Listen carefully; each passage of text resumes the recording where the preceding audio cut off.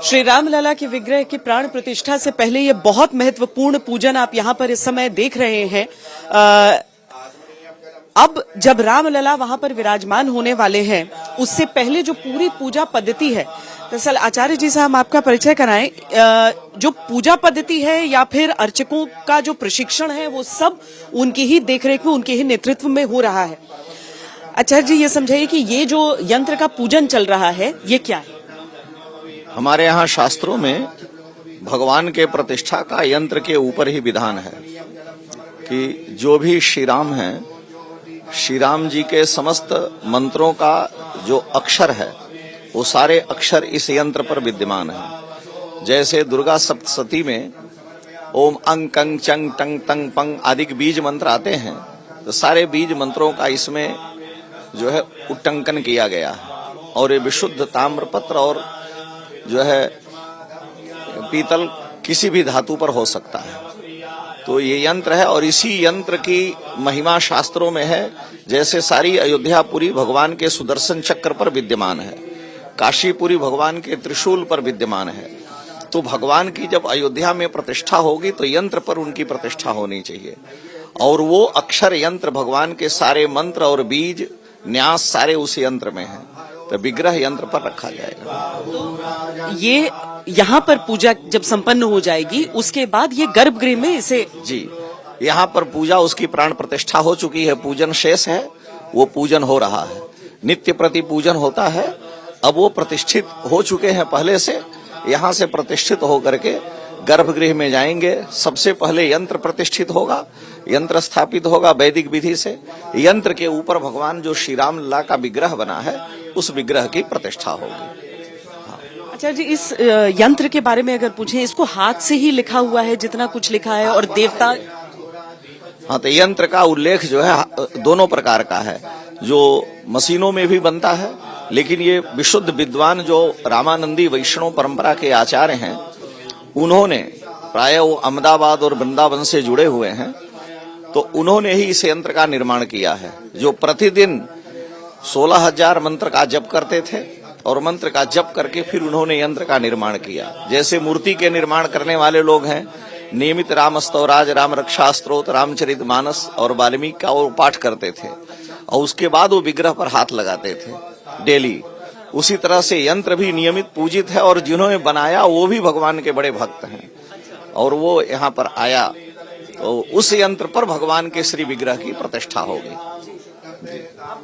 यहाँ पर जो हम पूरी पूजन की प्रक्रिया इस समय देख रहे हैं, अब से दरअसल एक तरह से समझ लीजिए कि पूरी अयोध्या नगरी में प्रत्येक दिन एक अनुष्ठान है, और जो यहाँ पर पूजा पाठ चलती है, वो आप 22 जनवरी को जब प्राण प्रतिष्ठा देखेंगे, तो वो कोई एक पल की, कोई एक दिन की या एक समय काल की नहीं होता है, बल्कि प्रक्रिया पूरी होती है जो शुरू जी। यहाँ जो श्री राम लला जी की प्रतिष्ठा और पूजा की पद्धति है, अयोध्या के प्रतीक मंदिरों से वो विलक्षण है।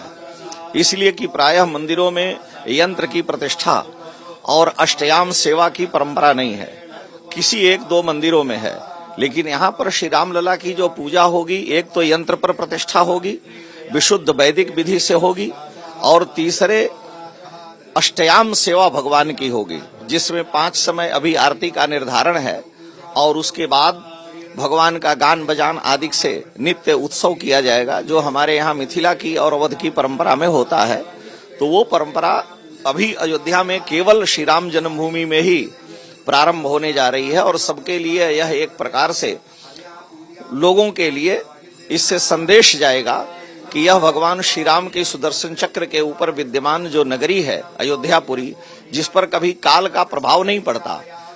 अयोध्या का अर्थ ही है जिसको न जीता जा सके। तो आज तक इस अयोध्या की सांस्कृतिक पराजय कभी नहीं हुई है।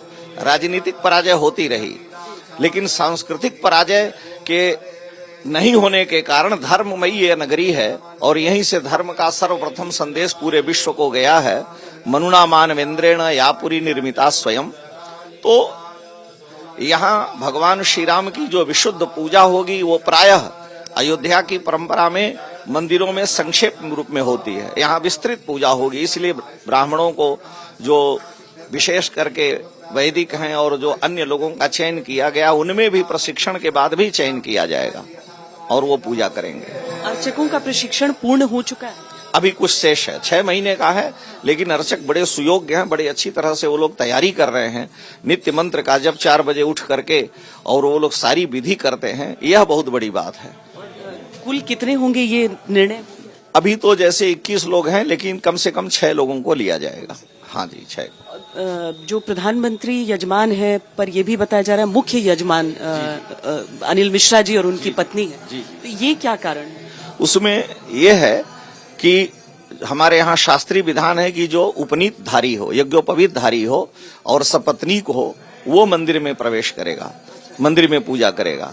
वो सह यजमान के रूप में विद्यमान रहेंगे और सारी विधि वो करेंगे। मुख्य प्रतिष्ठा उनके हाथ होगी, क्योंकि हम लोग ये मान चुके हैं और मेरा व्यक्तिगत ये विचार है कि मोदी कोई सामान्य मानव नहीं, कोई दैवी शक्ति संपन्न महापुरुष आए हैं। और मेरा व्यक्तिगत विचार है, जो हमने अभी तक साधन भजन किया, निश्चित ही भगवान ने विशेष अपना परिकर बना करके इनको भेजा है। इसलिए कोई ये दिव्य वैभव संपन्न ऋषि हैं, इतना महान संकल्प, जो हमारे बड़े बड़े महापुरुष भगवान का इतना जप तप साधन करते हुए भी जो नहीं कार्य कर सके, उस दैवी शक्ति संपन्न महापुरुष ने उसे संपन्न कराया और उनके हाथों यह कार्य होना चाहिए। इससे हमारे संस्कृति और अयोध्या का गौरव पूरे विश्व में प्रतिष्ठित होगा। बहुत धन्यवाद हमसे बात करने।